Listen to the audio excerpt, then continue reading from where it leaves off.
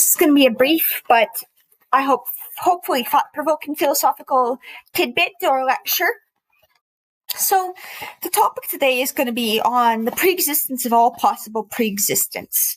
Now, what does this mean in terms of as a theological or even quasi-theological argument, complements such as, the ontological argument, the Kalam argument, the cosmological argument, etc. But in this argument, the argument is simply one of what it means to go infinitely in the past in a chain of first causes etologically. Now, if you go absolutely infinitely within an infinite regressive first causes chains, well, what do you encounter between the transfinite invariant metric interval and the absolute infinite? Now, did God pre-exist before he or she, if we can put on theistic terms, existed before pre-existence, or did God pre-exist before existence? So in other words, I'll repeat one more time. Did God pre-exist before existence, or did God merely exist before existence? Now, what's the ontological distinction, ontological status of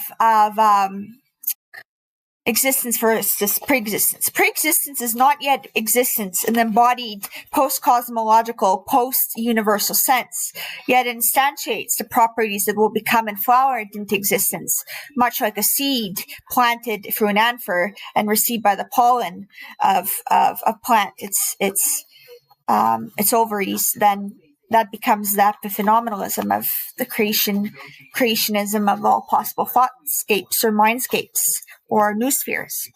So this question then boils down to kind of the notion that when we take an infinite chain of pre-existence, how do we objectively determine that could potentially lead to a deity's existence, a God's existence?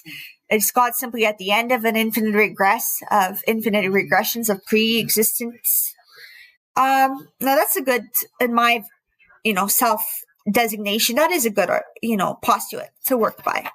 And I think the question of how does one apply like a temporal logic axiomatized asymptotically from zero to infinity of those pre-existing infinite regress chains? Well, you might find over time the temporicity of pre-existence becoming, if it becomes more eternalistic, then that might correspond to some philosophers or theologians who say that the prime mover of first cause is primarily eternalistic, like Aristotle and numerous other elementary thinkers like Thales and that, and Parmenides. And I think that,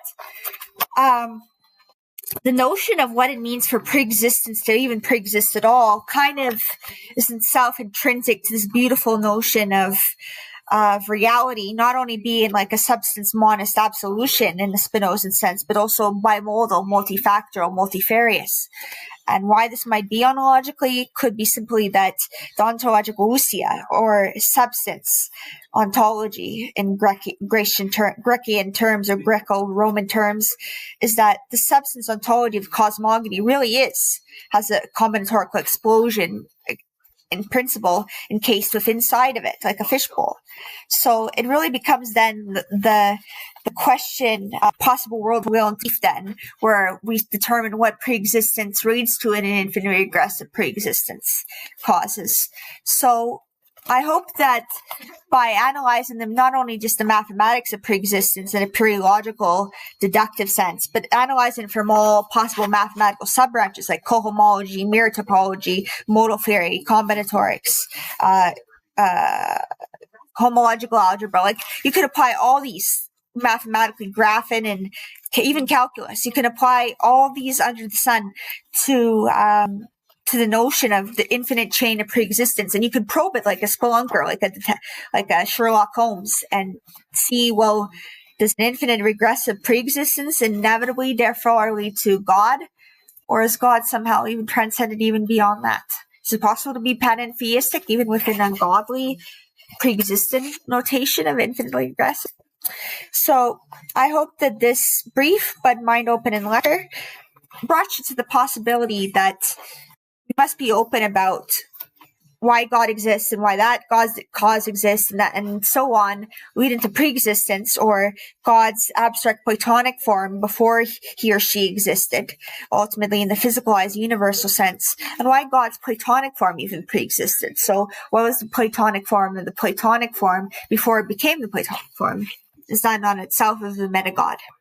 So I hope you enjoyed this lecture, and let me know in the future if you can your thoughts on the metaphysical relationship or causality relationship between infinite regressions of predeterministic, eternal, pre-existent causes, and whenever going between transfinite and absolute infinity, you could discover a deity like being at the end of an infinite regress of pre-existence.